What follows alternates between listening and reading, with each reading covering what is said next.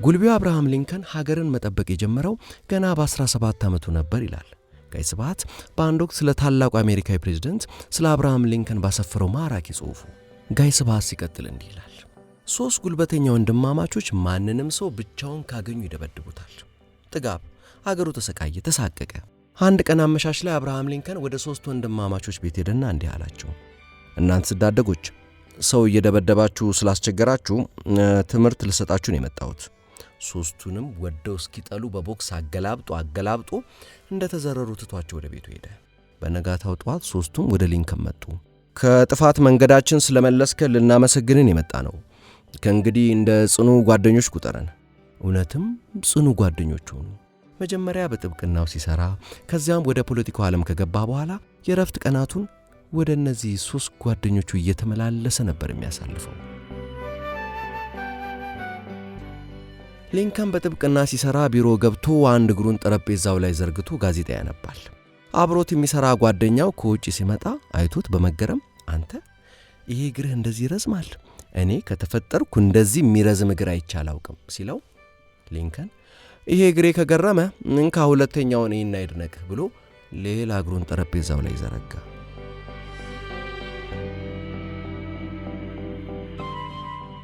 ሶስተኛዋ ጨዋታ ደግሞ ምናልባትም ሊንከን ፕሬዝዳንት ሳለ ሳይሆን አይቀርም። አንድ ቀን ሊንከን የጫማውን ማሰሪያ ክር ሲያስር ጓደኛው አይቶት በመገረም ሊንከን የጫማን ክር ራስን እንደምታስረው ይለዋል። ሊንከን ሲመልስ እንዴ እናንተ የማንን ነው የምታስረው?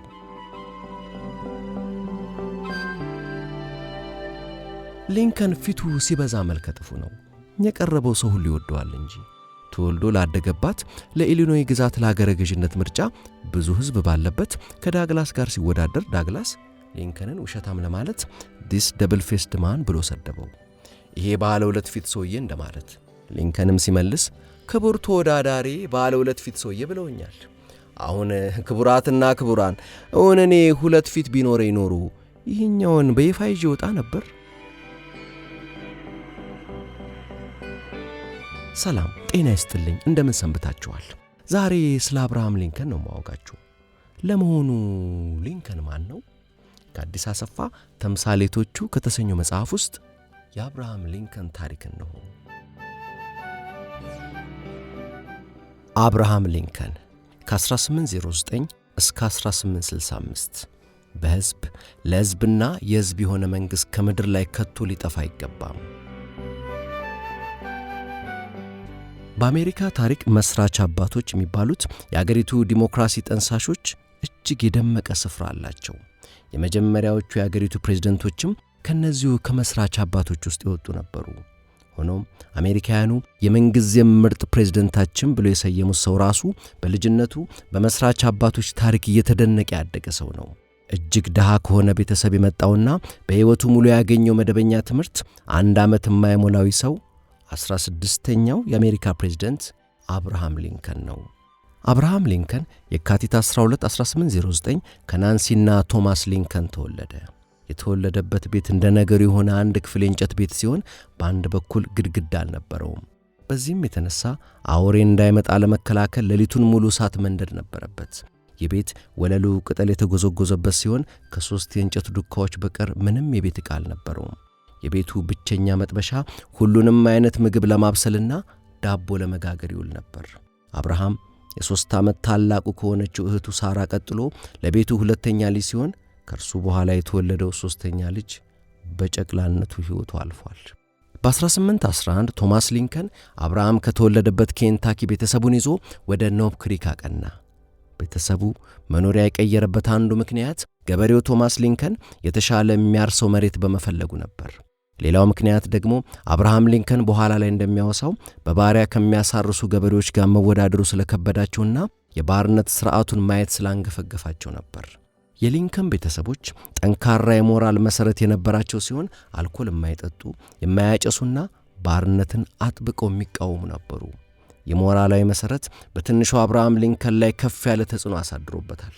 አብርሃም ሊንከን ሕይወቱን ሙሉ አልኮል የማይጠጣና የማያጨስ ሆኖ ከመኖሩም በላይ ባርነት ችግር የለውም ብሎ ያሰበበት ጊዜ ኖሮ እንደማያውቅ ተናግሯል።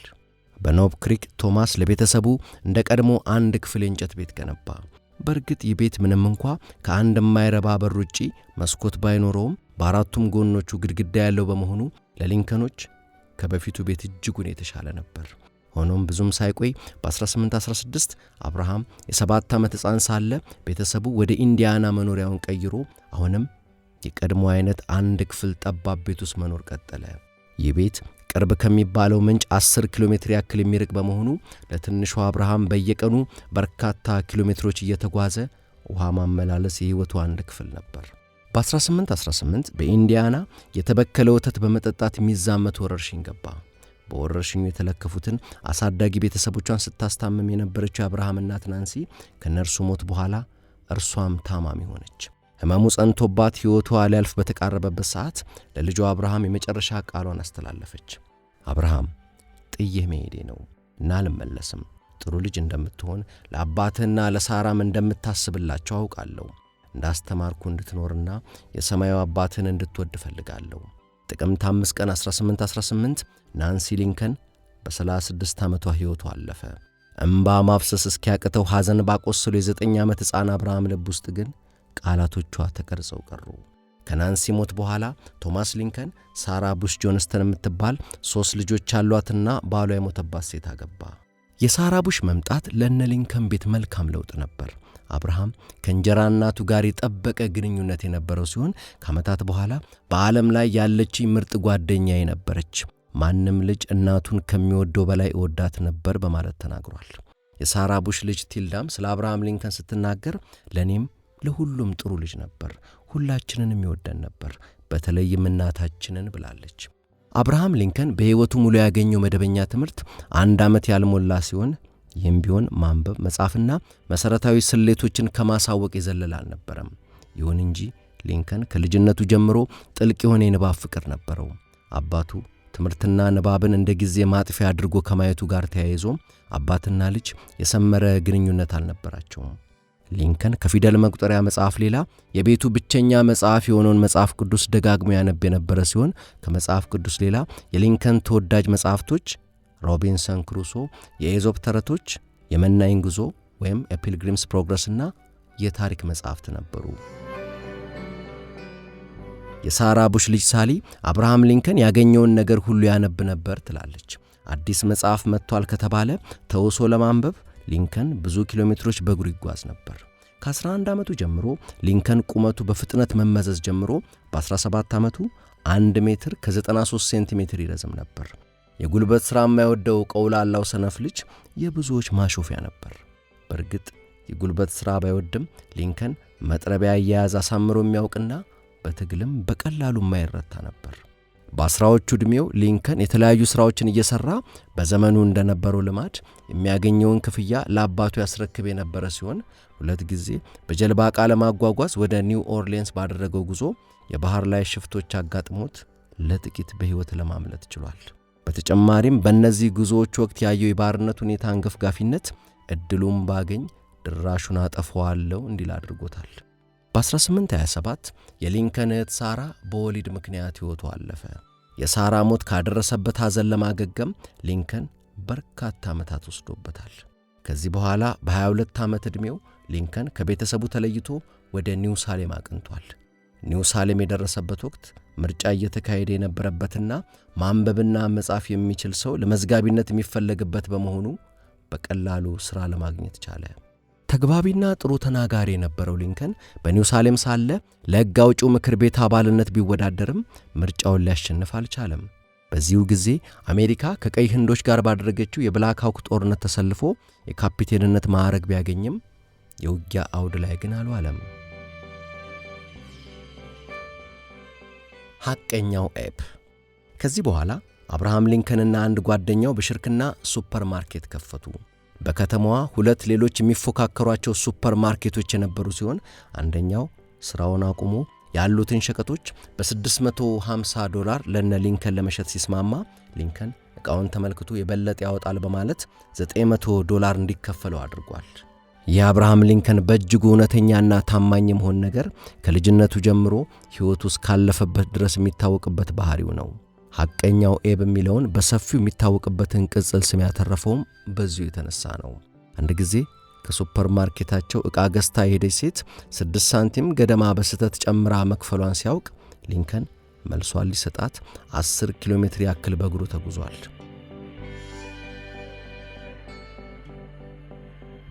ሱፐርማርኬቱ የሊንከን ሸሪክ ጠጪ በመሆኑና ሊንከን ራሱ ደግሞ የንግድ ችሎታ የሌለው በመሆኑ በኪሳራ ተዘግቷል። የሊንከን ሸሪክ ከኪሳራው በኋላ ጠጪነቱ እየባሰ ሄዶ በ1835 ሕይወቱ አልፏል። በሕግ ፊት የሚያስጠይቅ ምንም አይነት ዕዳ ባይኖርባቸውም የማይታወቁ ዕዳዎችንና በሕይወት የሌለውን ሸሪኩን ዕዳ የመክፈል ኃላፊነት አለብኝ በሚል ሊንከን ቀጣዮቹን 20 ዓመታት ከሚያገኘው አነስተኛ ገቢ ላይ እየቆጠበ ሲከፍል ኖሯል። የሊንከን የልጅነት ጓደኞቹ ሊንከን እንዲዋሽ ማድረግ ቀርቶ እውነትን አጉድሎ እንዲናገር እንኳ ማድረግ እንደማይቻል ይመሰክራሉ። ዳኝነት በሚያስፈልጋቸው አወዛጋቢ ጉዳዮች ላይም ሊንከን እንዲሳተፍ ይፈለግ የነበረ ሲሆን ቃሉን የሚጠራጠር ሰውም አይገኝም ነበር። የንግድ ሙከራው በኪሳራ ከተደመደመ በኋላ ሊንከን የኒው ሳሌም ፖስታ ቤት ኃላፊ ሆኖ ሰርቷል። በዚህ ሥራው የሚያገኘው ደሞዝ በዓመት $35 የነበረ ሲሆን ይህ ደሞዝ አነስተኛ የነበረ በመሆኑ ኑሮውን በድህነት ለመክፋት ተገዶ ነበር። በ1836 ይህን ኃላፊነቱን ሲለቅ ከ16 እስከ $18 የሚሆን የፖስታ ቤቱ ገቢ እጁ ላይ ነበር። ይህንን ገንዘብ ምንም እንኳ የሚጠይቀው አጥቶ ቢቆይና ሰዎችም ለራሱ ይወስደዋል ብለው ቢጠብቁም ደግሞም ይህንኑ እንዲያደርግ ቢገፋፉትም ቀጥ ያለ መንገድ ላይ አቅጣጫ የሚጠፋው የለም የሚለው ሊንከን ግን ገንዘቡን ለመንካት ፈጽሞ ፍቃደኛ አልነበረም። በፖስታ ቤት የሥራ ዘመኑ ከነበሩት ደረሰኞች ጋር ጠቅላላ የገባው ገቢ እስከ እያንዳንዷ ሳንቲም ድረስ የተስተካከለ እንደነበር ይነገራል። የፖስታ ቤት ኃላፊ ያለ ከሥራው ጎን ለጎን ሊንከን የሕግ መጻሕፍትን ያነብ ነበር። ከዚህ በፊት ባለው ሕይወቱ ሲያደርግ እንደኖረው ሁሉ በማንበብ ራሱን በራሱ በማስተማርም ጠበቃ ሊሆን ችሏል። በ1835 ሊንከን አን ሩትሌጅ ከምትባል ሴት ጋር ትዳር ሊመሠረት አስቦ የነበረ ቢሆንም አን በዛው ዓመት በታይፎይድ ሕመም የተነሳ ሕይወቱ አልፏል። የእህቱ ሞት ካደረሰበት ሐዘን ካገገመ ብዙም ያልቆየው ሊንከን በእጮኛው ሞት ልቡ ተሰብሮ ነበር። ከአን ሞት በኋላ አንድ ወዳጁ የሰጠው ባለ 56 ስንኝ የዊሊያም ኖክስ የሐዘን ግጥም የተጻፈበት ወረቀት ሕይወቱን ሙሉ ከሊንከን ተለይቶ አያውቅም። ሕይወቱ ባለፈበት ሰዓትም ወረቀቱ ኪስ ውስጥ ተገኝቷል።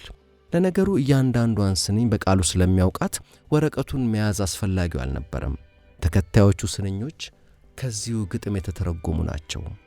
አንድ ቅጽበት ነው የትንፋሽ መድረቅ፣ ከጤና ጉያ ወጥቶ እሞት ባዶነት መጥለቅ፣ ካብረቅራቂው ሳሎን ለጥቆ ግንዝመውን ሳጥን መግባት፣ ኧረ ከቶ ለምን ይሆን የሙት መንፈስ እንዲያው መኩራት። በ1842 ሊንከን ከሜሪቶድ ጋር ትዳር የመሠረተ ሲሆን ሜሪቶድ ከሀብታምና የታወቀ ቤተሰብ የተገኘች፣ እርሱ ግን በወቅቱ ጓደኛው አስጠግቶት የሚኖር ድሃ በመሆኑ የተነሳ በነበረበት ስጋት ሊንከን እጮኝነታቸው በተደጋጋሚ እንዲቋረጥ ያደርግ ነበር። ይባስ ብሎ ሜሪ ኩራተኛና ቁጡ ሴት ነበረች። ይህ ሊንከን ሲበዛ ትዕግሥተኛ ሰው እንዲሆን ሳያግዘው አልቀረም። ሆኖም ሊንከን ለሷ በነበረው ፍቅር የተነሳና የጓደኞቹ ማበረታቻ ታክሎበት ጋብቻቸው እውን ሆነ። በሰርጋቸው ዕለት ሙሽራው ለሙሽሪት የሰጣት ቀለበት ፍቅር ዘላለማዊ ነው የሚል ጽሑፍ የተቀረጸበት ነበር። አብርሃም ሊንከን ከወጣትነት ዕድሜው አንስቶ አንድ ጎልቶ የሚጠቀስ እንከን ነበረበት። ይህም በጽሑፍ ሥራዎቹ ሰዎች ላይ ማላገጥ መውደዱ ነበር። እህቱ በወሊድ በሞተችበት ወቅት ባሏና የባሏ ቤተሰብ ሐኪም እንዳያት ባለማድረጋቸው እንደ ሞተች የተሰማው ሊንከን እነርሱን ኢላማ ያደረገ የጸሐፊው ስም ያልተገለጸበት የስላቅ ጽሑፍ በመጽሐፍ ቅዱስ ያጻጻፍ ዘዬ በመጻፍ ያሾፍባቸው ነበር። ይህ የጸሐፊው ማንነት የሚደበቅበት የስላቅ ጽሑፍ የመጻፍ ልማዱ እያደገ መጥቶ በሳንጋሞን ጆርናል ጋዜጣ ላይ ከሜሪቶድ ማለትም ከወደፊት ባለቤቱና ከሌሎች ጓደኞቹ ጋር በመሆን በሊንከን ሐሳብ አቅራቢነት እየተፈራረቁ በብዕር ስም በጉራው የሚታወቅ ጄምስ ሺልድስ የተባለ የከተማዋ ባለሥልጣንን ኢላማ ያደረገ አስቂኝ ጽሑፍ ያወጡ ነበር። በዚህ የተበሳጨው ሺልድስ የጋዜጣውን ዋና አዘጋጅ የጸሐፊውን ስም እንዲነግረው ይጠይቀዋል። ጓደኞቹን ከአደጋ ለመጠበቅ የወሰነው ሊንከን ዋና አዘጋጁ ለሺልድስ የእርሱን ስም ብቻ እንዲሰጠው ያደርጋል። ታዲያ በዚህ ጊዜ ሺልድስ ለሊንከን የፍልሚያ ጥያቄ ያቀርብለታል። በሊንከንና ሺልድስ መሃል ሊደረግ የነበረው ፍልሚያ ሊካሄድ ከተወሰነበት ሰዓት ጥቂት ቀደም ብሎ ወዳጆቹ ደርሰው ሊንከንን ሐሳቡን እንዲቀይር ሊያግባቡት በመቻላቸው ፍልሚያው ሳይደረግ ቀርቷል። ይህ ፍልሚያ ተካሂዶ ቢሆን ኖሮ ሊንከን በሕይወት ቢተርፍ እንኳ መሳለቂያ ሆኖ በፖለቲካ ውስጥ ሊኖረው የሚችለው ሚና ባከተመለት ነበር። ራሱን እንደ ሰላም ፈጣሪና የተጣላ አስታራቂ አድርጎ ለሚያዩ ሊንከን ይህ ክስተት እጅግ አሳፋሪ ነበር። ሆኖም አጋጣሚው ሊንከን ሕይወቱን የበለጠ ፈር እንዲያስይዝ ረዳው። ከዚህ በኋላ ጸሐፊያቸው የማይታወቁ ጽሑፎችን መጻፍ አቆመ። ይበልጥም ጠንቃቃና ትዕግሥተኛ እየሆነ መጣ። ይህ ክስተት 33ቱን ግዴለሽ የወጣትነት ዓመታቱን አስተዋይነት ከተሞላባቸው ከቀሪዎቹ 23 የሕይወቱ ዓመታት የሚለይ ሆነ። ሊንከን በጥብቅና ሙያው ሲሠራ ከቆየ በኋላ በ1846 በወቅቱ ታዋቂ የነበረውን የዊግ ፓርቲ ወክሎ ምርጫውን በማሸነፍ የኮንግረስ ማለትም የአሜሪካ የሕዝብ ተወካዮች ምክር ቤት አባል ሆኖ ወደ ዋሽንግተን አቀና። ሊንከን ዋሽንግተን በቆየበት ወቅት ተስማሚ መኖሪያ ለማግኘት በሌላ ከተማ ይኖር ከነበረው ቤተሰቡ መለየት ነበረበት። ሊንከን 3 ተከታታይ ምርጫዎችን በማሸነፍ የኮንግረስ አባል ሆኖ ቆይቷል። ሆኖም በወቅቱ በሰፊው ይደገፍ የነበረውን አሜሪካ ከሜክሲኮ ጋር ታደርግ የነበረውን ጦርነት ተገቢ አይደለም በሚል በመቃወሙ ለአራተኛ ጊዜ እጩ ሆኖ ለመቅረብ እንኳ ሳይችል ቀረ። ከኮንግረስ ከለቀቀ በኋላ ሊንከን ቀድሞ ይኖርባት ወደ ነበረችው ወደ ስፕሪንግፊልድ ከተማ ሲመለስ በድጋሚ ፖለቲካ ውስጥ ላለመግባት ወስኖ ነበር። በዚህ ጊዜም ከቀድሞ የጠለቀ ጥናትና ንባብ ውስጥ ገባ። ሂሳብ፣ ስነ ከዋክብትና ስነ ግጥምን በጥልቀት አጠና። በየካቲት 1850 በሳምባ ነቀርሳ ሕመም ሲሰቃይ የነበረው የአብርሃም ሊንከን ልጅ ኤድዋርድ ሊንከን 4 ዓመት እንኳ ሳይሞላ ሕይወቱ አለፈ። ከልጅነቱ ጀምሮ ሞት ቤተሰቡን ሲነጥቀው እያየ ላደገው ሊንከን ይህ ሌላ ከባድ ሐዘን ነበር። ሊንከን በዚህ ወቅት ብዙ ጥያቄዎች ቢፈጠሩበትም ወላጅ እናቱ ከመሞቷ ጥቂት ደቂቃዎች በፊት አደራ ያለችውን ቃል አልረሳም። ስለዚህም በእግዚአብሔር ላይ ያለውን እምነት አጠነከረ። ከዚህ በኋላ ሊንከን ገጠራማ ቦታዎችን ለማዳረስ የሚንቀሳቀሰውን ተዘዋዋሪ ችሎት በጠበቃነት በመቀላቀል አብሮ መጓዝ ጀመረ። በዚህ ወቅት ባደረጋቸው ጉዞዎች ዳኞች፣ አቃቢ ሕጎችና ጠበቆች በጋራ ይሰሩና ያድሩ ስለነበር በርካታ ወዳጆችን ሊያፈራባቸውና በኋላ ላይ የሚያወጋቸው ብዙ ታሪኮችን ሊያከማችባቸው ችሏል። ከነዚህ ጉዞዎች በአንዱ በሕይወት በሌለ አንድ ጓደኛው ሚስት ጥያቄ ለልጇ ጠበቃ ሆኖ የቆመበት ክርክር ሊንከን ዕውቀትና ማስተዋልን አጣምሮ የያዘ ሰው መሆኑ ፍንትው ብሎ የታየበት ነበር። ወጣቱ የተከሰሰው በስለት በተፈጸመ ግድያ ሲሆን የአቃቢ ሕጉ ምስክር ቻርልስ አለን ተከሳሽ ሟችን ሲገድለው አይቻለሁ ብሎ መስክሮ ነበር። ሁሉም ነገሩ ያበቃለት እንደሆነ ደምድሞ ነበር። መቀመጫው ላይ እንዳለ ፊቱን ከስክሶ ጣሪያውን ሲመለከት የቆየው ሊንከን ተነስቶ ለምስክሩ ጥያቄ ማቅረብ ጀመረ። ሲታገሉ በእርግጥ አይተሃል? አሁን በወቅቱ የቱ ጋር ነበር የቆምከው? ከተደባዳቢዎቹ 50 ሜትር ርቀት ገደማ። እስኪ መሳሪያውን በድጋሚ ግለጸው። ሰውየው የመሳሪያውን ዝርዝር መግለጽ ጀመረ። በስንት ሰዓት ላይ ነው ይህ ሁሉ የተካሄደው? ከሌሊቱ 5 ሰዓት። ከሌሊቱ በ5 ሰዓት ላይ እንዴት ነው ከ50 ሜትር ርቀት ልታይ ቻልከው? ጨረቃዋ ቦግ ብላ ታበራ ነበር። ሙሉ ጨረቃ? አዎ ሙሉ ጨረቃ። ደግሞም ሰማዩ ላይ የ4 ሰዓቷ ፀሐይ በምትሆንበት ከፍታ ላይ ነበረች። ድንገት ሊንከን በቦታው የነበረ ፖሊስን የ1857 ዓ.ም አልማናክ የዓመቱ ዝርዝር ሁነቶች የተገለጹበት መጽሐፍ ነው እንዲያመጣለት ጠየቀ። የግድያው ምሽት የሆነው ነሐሴ 29ን አስመልክቶ የተጻፈውን ገልጦ የሚፈልገውን ቦታ በጣቱ በማመልከት ምስክሩ አለን እንዲያነበው ጥያቄ ያቀረበለት። በዛ ሌሊት የነበረችው ጨረቃ የሙሉዋን 1/4ኛ ከመሆኗም በላይ ከሌሊቱ በ5 ሰዓት ጭራሹኑ ከእይታ ተሰውራ ነበር። ሙግቱ በዚሁ አበቃ። ተከሳሹም ነፃ መሆኑ ተረጋገጠ። በደስታ ከምታነባው የተከሳሽ እናት ሊንከን ምንም አይነት ክፍያ ለመቀበል ፈቃደኛ አልነበረም። የሊንከን ከዳግላስ ክርክሮች በ1854 የግንቦት ወር አጋማሽ ራሱን በሕግ ሥራ ውስጥ ያሰመጠው ሊንከን ፊቱን ወደ ፖለቲካ እንዲመልስ የሚያደርግ ክስተት ተፈጠረ። ይህም በሴናተር ስቴፈን ዳግላስ የቀረበው የካንሳስ ኔብራስካው ረቂቅ ሕግ ይፋ መሆን ነበር። ከሊንከን ፕሬዝደንትነት በፊት በነበረችው አሜሪካ የተወሰኑት ክልሎች ማለትም በሰሜኑ አካባቢ የሚገኙት የባርነት ሥርዓትን የሚከለክሉ ሲሆኑ ሰፋፊ እርሻዎች የሚገኙባቸው በደቡቡ አካባቢ የሚገኙት ደግሞ የባርነት ሥርዓትን ይፈቅዱ ነበር። በ1850ዎቹ ሥራ ላይ የነበረው የአሜሪካው ሕገ መንግሥት ማለትም ከመሻሻሉ አስቀድሞ በደቡባዊ አካባቢ ያሉ ግዛቶች ውስጥ ያለውን የባርነት ሥርዓት ባይከለክልም ሥርዓቱ በሌለባቸው ክልሎች ግን ባርነት እንዳይጀመር ያግድ ነበር። በሌላ አባባል አንዲት ክልል ባርነትን ሕጋዊ አይደለም ብሎ የሚከለክል ሕግ ካላት ወይም ባርነትን የሚከለክል አዲስ ሕግ ካወጣች መልሳ ባርነትን የሚፈቅድ ሕግ ማውጣት አትችልም ነበር። በ1854 የግንቦት ወር አጋማሽ ላይ የኢሊኖይ ክልል ሴናተር የነበረው ስቴፈን ዳግላስ የካንሳስ ኔብራስካ ረቂቅ ሕግ በሚል አዲስ ሐሳብ ይዞ ብቅ አለ። ይህ ረቂቅ ሕግ ቢጸድቅ ባርነትን የሚከለክሉ የአሜሪካ ክልሎች ከፈለጉ ሥርዓቱን እንዲፈቅዱ ዕድል የሚሰጥ ነበር። የአሜሪካ መስራች አባቶች ባርነት ቀስ በቀስም ቢሆን እንዲወገድ ፍላጎት እንደነበራቸው የሚያምነው ሊንከን ረቂቅ ሕጉን በመቃወም ተመልሶ ወደ ፖለቲካው ገባ። በዚህ ጊዜ ሊንከን ካደረጋቸው ልዩ ልዩ ጥናቶችና ካሳለፈው የሕይወት ልምድ የተነሳ የኮንግረስ አባል ከነበረበት ጊዜ ይልቅ የበሰለ ሰው ሆኖ ነበር። ሴናተር ስቴፈን ዳግላስ አንደበተ ርቱዕ ተናጋሪ ከመሆኑ የተነሳ ከእርሱ ጋር ክርክር መቅጠም ለአብዛኞቹ የወቅቱ ፖለቲከኞች ስጋትን የሚፈጥር ነበር። ከዚህም የተነሳ ሊንከን ከዚህ ሰው ጋር ለሴናተርነት ለመወዳደርና በረቂቅ ሕጉ ላይ ክርክር ለማድረግ ሲነሳ እኔ ካልተሟገትኩ ብሎ ብዙም የሚቀናቀነው አልነበረም። ይህም ሊንከን ሳይታወቀው ለፕሬዝደንትነት ወደ ዋሽንግተን የሚያደርገውን ጉዞ የጀመረበትና የሕዝብ ዓይን ውስጥ የገባበት አጋጣሚ ሆነ። ከዚህ ጊዜ በፊት ያለውን የሊንከንን ሕይወት ላስተዋለ ሰው ሊንከን ለዚህ መብቃቱ የተአምር ያክል አስገራሚ ሆነበታል። በአስራዎቹ ዕድሜው መጨረሻ ባደረጋቸው የጀልባ ጉዞዎች ወቅት ከገጠሙት የባህር ወንበዴዎች በሕይወት ከመትረፉ አንስቶ እያንዳንዱ የሕይወቱ አጋጣሚ ወደዚህ ክስተት ሲመራው ቆይቷል። ስኬቶቹ ብቻ ሳይሆኑ እንደውም በይበልጥ ውድቀቶቹ ለዚህ ጊዜ አዘጋጅተውታል።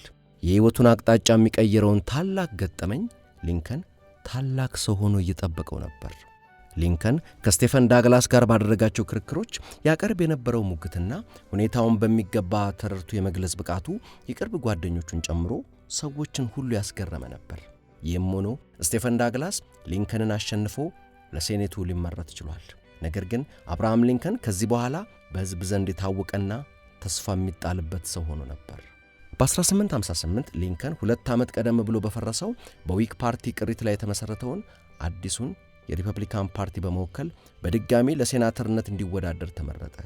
በዚህ ዓመት ከሴናተር ስቴፈን ዳግላስ ጋር ያደረጋቸው ክርክሮች የሊንከንን ዝና የበለጠ የጨመሩና ሰፊ ተቀባይነትን ያስገኙለት ሊሆኑ ቻሉ።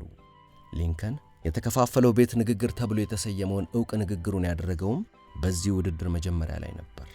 በዚህ ንግግሩ ሊንከን በመጽሐፍ ቅዱስ የማርቆስ ወንጌል ላይ የሚገኘውን እርስ በርሱ ከተለያየ ያ ቤት ሊቆም አይችልም የሚለውን የክርስቶስ ምሳሌ በመንተራስ ይህ መንግሥት ግማሽ የባርነትና ግማሽ ነፃ ሆኖ በቋሚነት ይዘልቃል ብዬ አላምንም። ኅብረቱ ይፈርሳል ብዬ አልጠብቅም። ቤቱ ይፈርሳል ብዬ አልጠብቅም። ሆኖም መከፋፈሉ ያከትማል ብዬ ጠብቃለሁ። ሁሉም ይህንን አሊያም ሁሉም ያኛውን ይሆናል ሲል አሳስቧል። ሊንከን በምስራቃዊ የአሜሪካ ትላልቅ ከተሞች ያለው ዕውቅና እምብዛም ነበር። እናም በ1860 ሊንከን በምስራቃዊቷ የኒውዮርክ ከተማ የሪፐብሊካን ፓርቲን በመወከል ንግግር እንዲያደርግ ሲጋበዝ ከፍ ያለ ነገር ይጠበቅ አልነበረም። ብዙዎች አንድ ገጠር የጠበቃ የሚያደርገውን ንግግር ለመስማት ጠብቀው የነበረ ሲሆን ንግግሩ በሕዝብ ፊት ያሳፍረናል ብሎ የተሸማቀቁ ሪፐብሊካኖችም አልታጡም። የሊንከን ንግግር ግን ሁሉንም የሚያስደምም ሆነ። ይህ ቅጂው ያልተገኘው የኒውዮርክ ንግግሩ ሊንከን ካደረጋቸው ንግግሮች ሁሉ ታላቁ እንደሆነ የሚሟገቱም አሉ። በወቅቱ በስፍራው የነበረው ጋዜጠኛ ኖህ ብሩክስ ለመጀመሪያ ጊዜ በኒውዮርክ ሕዝብ ፊት ንግግር ያደረገ ማንም ሰው ይህን ያክል አድናቆትን ፈጥሮ ያውቅም ብሎ ነበር። ገጠሪው ጠበቃ በግዝፈቷ ቀዳሚ በሆነችው የአሜሪካ ከተማ በአንድ ጊዜ ከፍተኛ ታዋቂነትና ተወዳጅነትን ለማትረፍ በቃ። ከዚህ በኋላ ሊንከን የሪፐብሊካን ፓርቲን ወክሎ ለፕሬዝደንትነት ለመወዳደር የሚችል ሰው እንደሆነ ግልጽ ነበር። ግንቦት 1860 ሊንከን እንደ ዊሊያም ሲዋርድ እና ሳሎሞን ቼዝ ያሉ ጠንካራ ተፎካካሪዎችን በማሸነፍ የሪፐብሊካን ፓርቲ ፕሬዝደንታዊ እጩ ለመሆን በቃ። የሪፐብሊካን ፓርቲ ሊንከንን በእጩነት አቅርቦ የምርጫ ዘመቻውን ሲያጧጡፈው፣ ተቀናቃኙ የዲሞክራቲክ ፓርቲ ግን በምርጫው ጉዳይ ለሁለት ተከፍሎ ነበር። በሰሜናዊ የአገሪቱ ክፍል የሚገኙ ዲሞክራቶች ስቴፈን ዳግላስን እጩ አድርገው ሲያቀርቡ፣ ዳግላስ ከሊንከን ጋር ባደረጋቸው ክርክሮች በባርነት ጉዳዮች ላይ ያንጸባረቀው አቋሙ ከደቡቡ ክፍል ጋር አቃቅሮ ስለነበር በደቡባዊ ክፍል የሚገኙ ዲሞክራቶች ጆን ብሬኪንሪጅ እጩ ሆኖ እንዲወክላቸው ወሰኑ። ይህም ዲሞክራቶች የሚያገኙት ድምፅ እንዲከፋፈልና በምርጫው ብርቱ ተፎካካሪ መሆን እንዳይችሉ አድርጓቸዋል።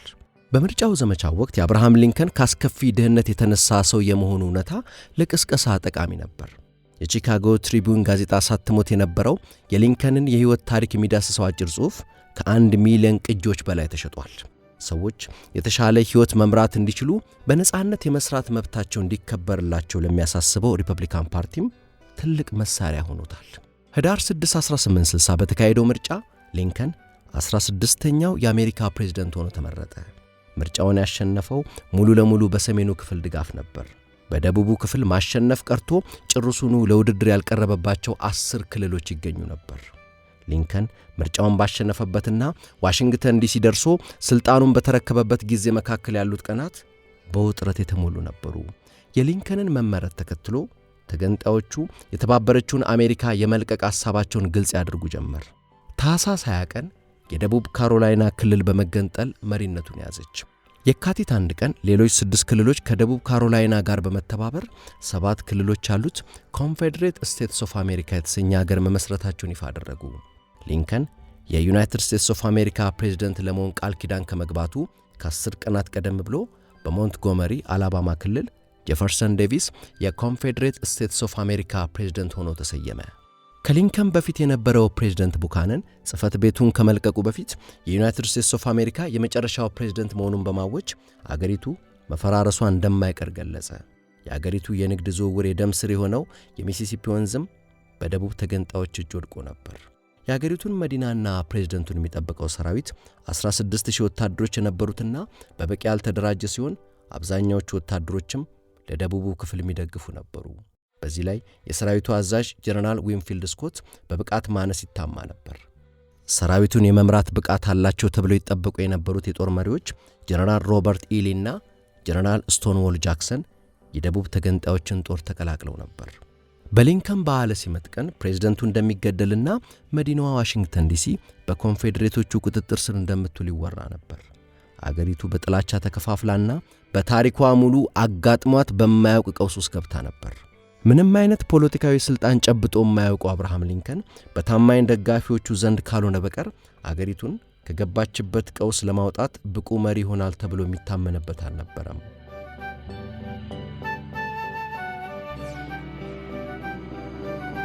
ራሱ የሾመው ካቢኔ አባላት ሳይቀሩ እንዳሻቸው የሚያሽከረክሩት አሻንጉሊት እንደሚሆን ተማምኖ ነበር። በሰሜኑ ክፍል የሚገኙ ክልሎች የባርነት ጉዳይ ላይ ፈጣን እርምጃ እንዲወስድና ለባሪያዎች ነጻነትን እንዲያውጅ ይጎተጉቱት ነበር።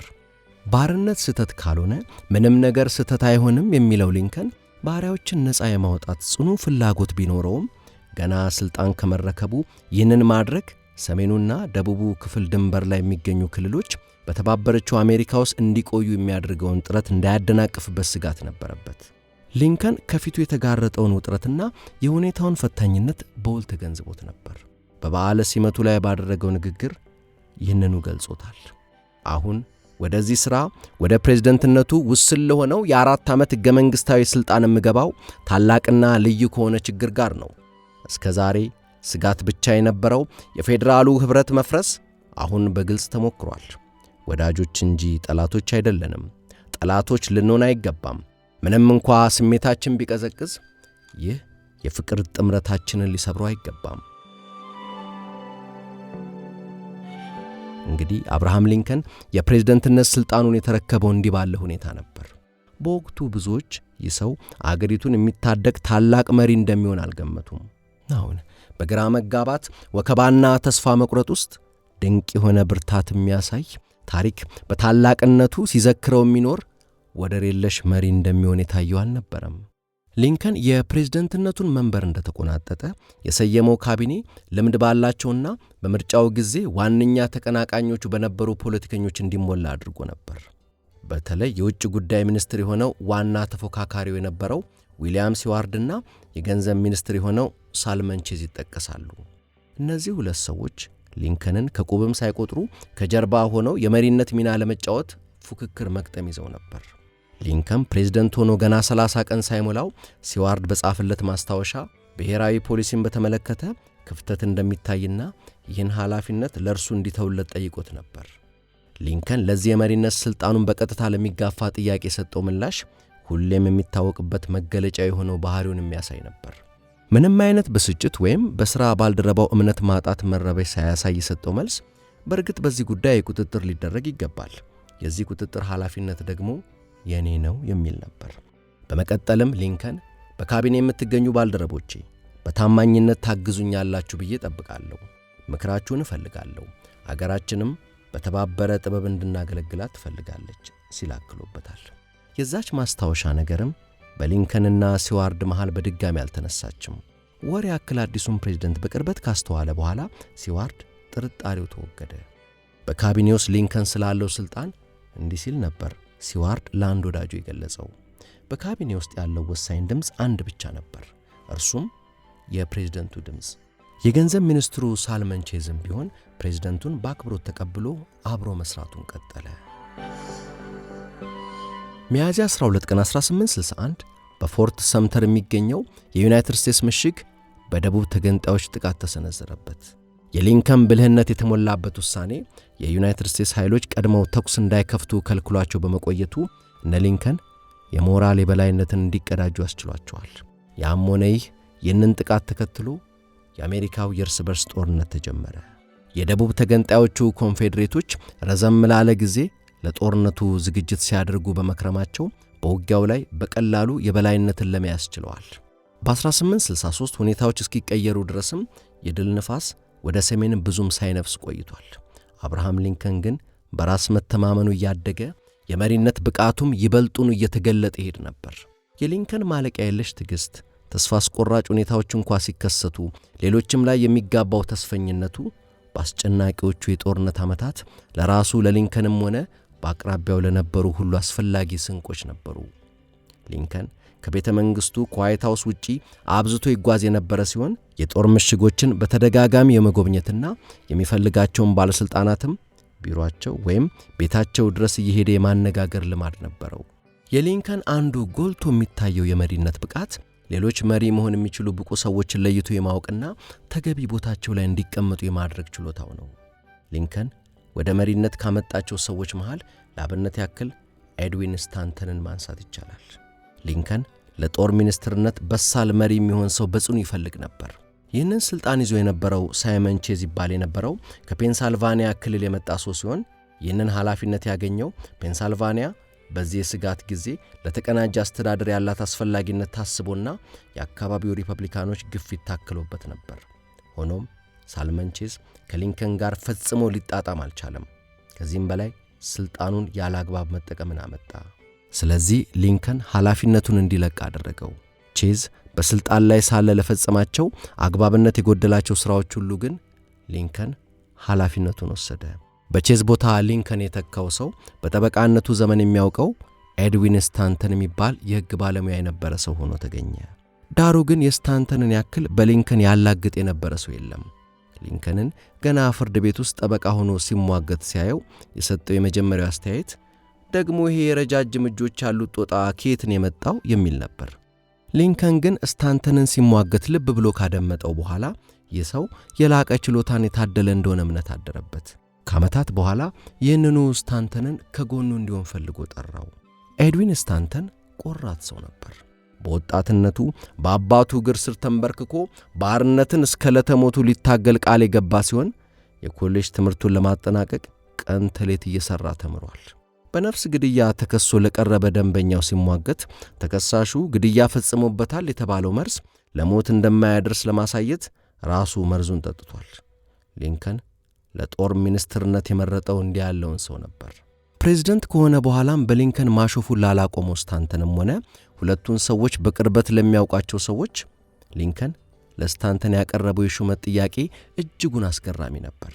ስታንተን ሹመቱን በሽታ መቀበሉ ደግሞ ይበልጥ አስገራሚና የሊንከንን የማግባባት ብቃት የሚያሳይ ነበር።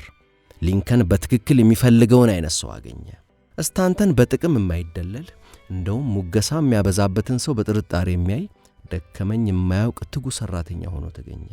በወቅቱ ሌሊት የጥበቃ ተረኛ ሆነው የሚያንቀላፉ ወታደሮች በሞት እንዲቀጡ ይደረግ የነበረ ሲሆን ስታንተን ሕጉን በቀጥታ ከመተግበር ወደ ኋላ ማይል ሊገደሉ የተወሰነባቸው ወታደሮች ቤተሰቦች በእንባ እየታጠቡ ለሚያቀርቡት ልመና በእጅ የማይል ሰው ነበር።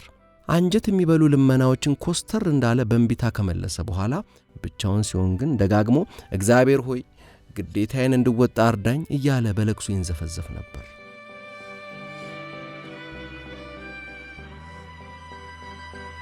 ሊንከን በጀነራል ማክሌላን ምትክ ጦሩን እንዲመራለት የመረጠው አዲስ ጀነራል ኡሊሲየስ ግራንት ሌላው ሊንከን ወደ ብርሃን ያመጣው የሚደነቅ መሪ ነው። ጀነራል ግራንት ሊንከን የሚመኘውን አይነት የጦር አዛዥ ሆኖ ከመገኘቱም ሌላ 18ኛው የአሜሪካ ፕሬዝዳንትም ሊሆን በቅቷል። ተቀናቃኙ ከነበረው የውጭ ጉዳይ ሚኒስትር ዊሊያም ሲዋርድ ጋር ደግሞ ሊንከን የጠበቀ ወዳጅነት መስርቶ ነበር። ፕሬዝዳንት ሊንከን ስራው ላይ የሚደርሱበት ወቀሳዎችንም ያለ አንዳች ቅሬታ እንዲቀበል የሚያስችለው ከፍተኛ በራስ መተማመን የታደለ ነበር። አንድ ጊዜ ሊንከን በመልእክተኛ ለጦር ሚኒስትሩ ኤድዊን ስታንተን አንድ ትዕዛዝ ይልክለታል። ስታንተን ትዕዛዙን ተመልክቶ ይዞት የመጣውን መልእክተኛ ሊንከን ነው እንዲህ ያለ ትዕዛዝ የላከው ሲል ይጠይቀዋል። መልእክተኛው ትዕዛዙ በእርግጥም የሊንከን እንደሆነ ሲነግረው ስታንተን መልሶ እንግዲያው የለየለት ጅል ሆኗል ማለት ነው ይለዋል። በስታንተን ንግግር የተደናገጠው መልእክተኛ ሲበር ሊንከን ጋር ተመልሶ የሆነውን ይነግረዋል። ሊንከን መልእክተኛውን ስታንተን የለየለት ጅል ሆኗል አለ ሲል ጠይቆት ጥቂት ዝም ካለ በኋላ እንዲህ ሲል አከለበት። ስታንተን እኔን ማረባ ጅል ሆኗል ካለ እንግዲያው ሆኜ ይሆናል። እሱ አብዛኛውን ጊዜ ልክ ነው፣ የሚናገረውም ከልቡ ነው። እስቲ ሄጄ አነጋግረዋለሁ።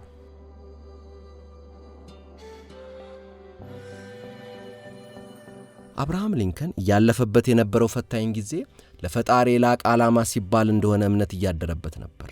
በተለይ በየካቲት 1862 ልጁ ዊሊ ታሞ ከሞተ በኋላ መጽናናትን በመሻት ፊቱን ወደ እግዚአብሔር በመመለሱ ተጠናክሮ ነበር። የእግዚአብሔርን ፍቃድ የያዘ ወገን እንደሚያሸንፍ የሚያምነው ሊንከን ሁለቱም ወገኖች እግዚአብሔርን እናምናለን እያሉ በተቃራኒ ወገን መሰለፋቸው ያስተክዘው ነበር።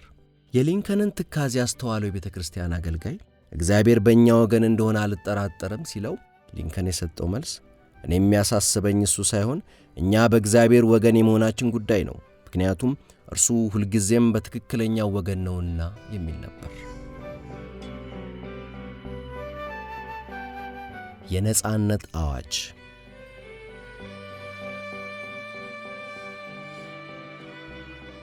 በሐምሌ ወር 1862 ሊንከን ባርነት ከአሜሪካ ምድር መወገጃው ጊዜ እንደደረሰ ወስኖ ነበር።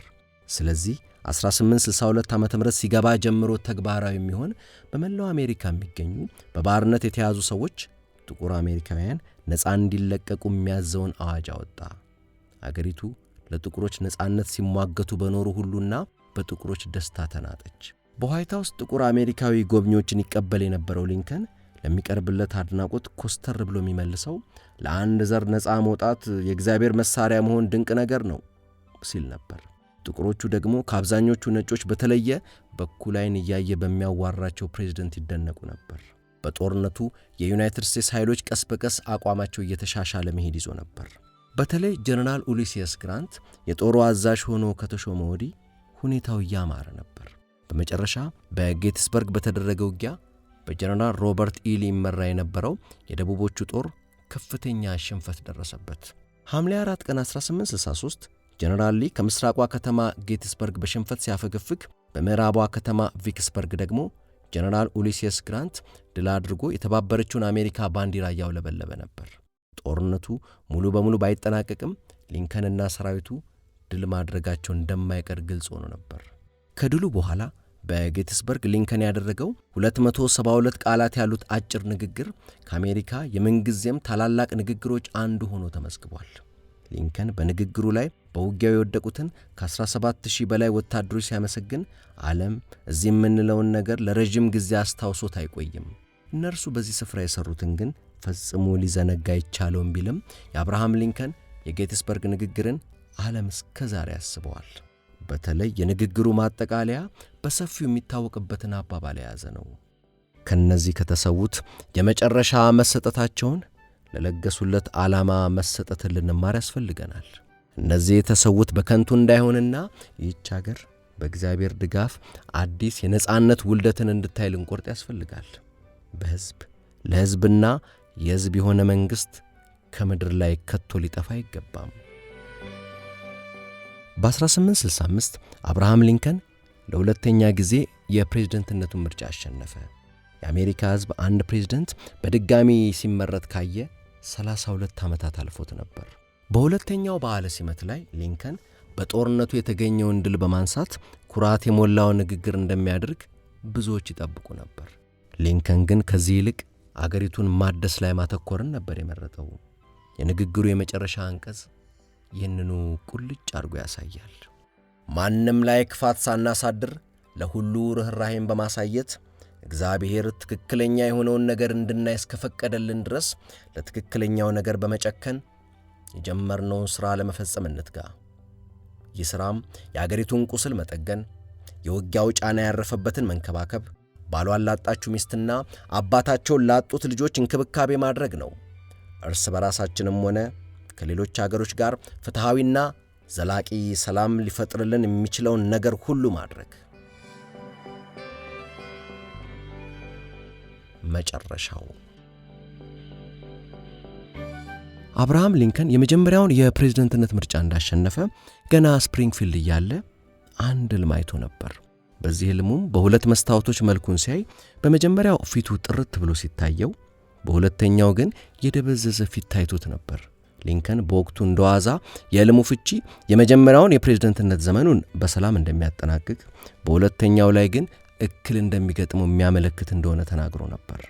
ለሁለተኛ ጊዜ ምርጫውን አሸንፎ ፕሬዝዳንትነቱን ከቀጠለ በኋላ ሊንከን ሌላ ሕልም እንዳየ ይነገራል። በዚህ ሕልሙ ሊንከን ዋይት ሃውስ ውስጥ የሰማው ለቅሶ ከእንቅልፉ ሲቀሰቅሰው ያያል። የለቅሶውን ድምፅ ተከትሎ ሲሄድ ሰዎች አንድ የተጋደመ አስክሬን ከበው ሲያለቅሱ ያገኛል። አስክሬኑ የለበሰውን ጨርቅ ገልጦ ሲመለከት የሞተው ሰው ራሱ እንደሆነ ያያል። ይህንኛውን ሕልም ለሚስቱ ሜሪ ቶድ ነግሯት ስለተረበሸች ምነው ባልነገርኳት ኖሮ ብሎ እንደነበርም ይነገራል። አርብ ሚያዝያ 14 ቀን 1865 ሊንከንና ባለቤቱ ቲያትር ለመመልከት በፎርድ ቲያትር ቤት ታድመው ነበር። ከዓመታት ውጥረት በኋላ በመጠኑም ቢሆን የአእምሮ ረፍት ያገኘው ሊንከን እርሱና ባለቤቱ ትንሽ መዝናናት እንደሚገባቸው ተሰምቶት ነበር። ዳሩ ግን ቲያትሩ ተጀምሮ ብዙም ሳይቆይ ጆን ዊልክስ ቡዝ የተባለ ሰው ፕሬዝዳንቱና ቀዳማዊ እመቤቲቱ ተቀምጠው ቲያትሩን ይመለከቱበት ወደ ነበረው የእንግዶች ክፍል አመራ። ጆን ዊልክስ ቡዝ የደቡብ ተገንጣዮች በመሸነፋቸው የተበሳጨና ለዚህም ሊንከንን ተጠያቂ የሚያደርግ ተዋናይ የነበረ ሰው ነበር። በተዋናይነቱ የሚያውቁት ጠባቂዎች ወደ መተላለፊያው ሲያቀና ያለ ጥርጣሬ እንዲያልፍ ፈቀዱለት። የፕሬዝዳንቱ ክፍል በር ላይ መቆም የነበረበት ጠባቂ ደግሞ አገር ሰላም ብሎ በመዘናጋቱ በቦታው አልነበረም። ዊልክስ ቡዝ የያዘውን ሽጉጥ አውጥቶ ሊንከንን ራሱ ላይ በጥይት መታው።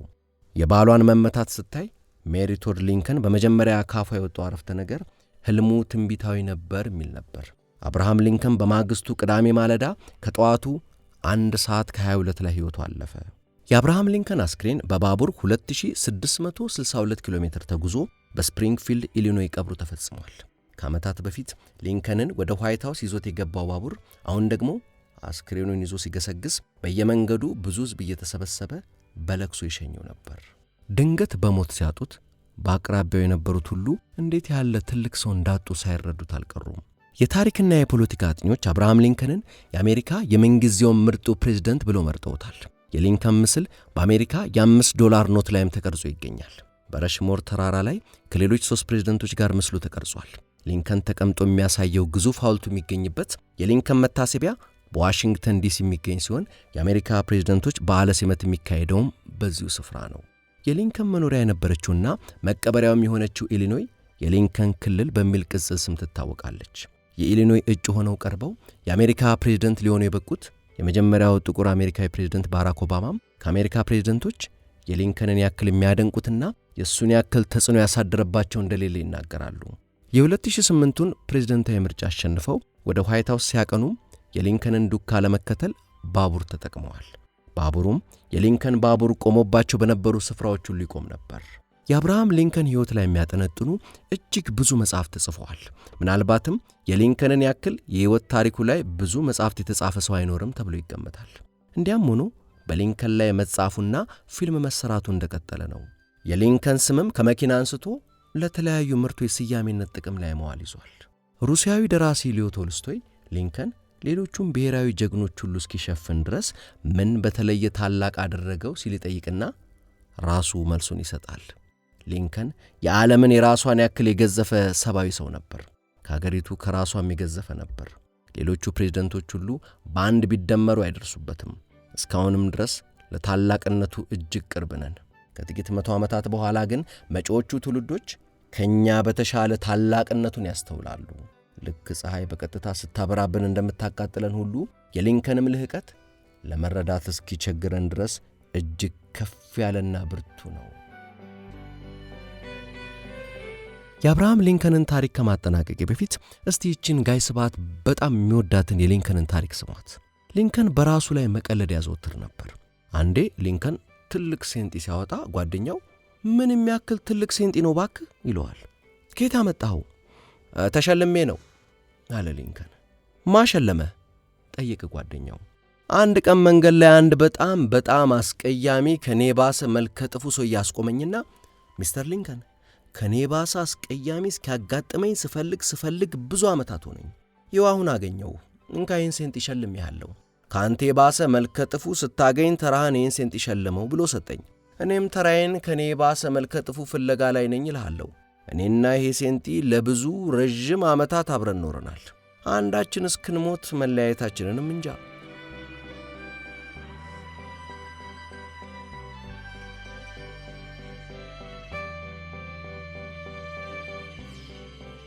ውድ የቻናሌ ተከታታዮች የሰማችሁትን እንደወደዳችሁ ተስፋ አድርጋለሁ። ይህን የሰማችሁትን ወይም ወደ ቻናሌ ጎራ ብላችሁ የወደዳችኋቸውን ለወዳጆቻችሁ ማጋራቱን አትርሱ። ሰላም።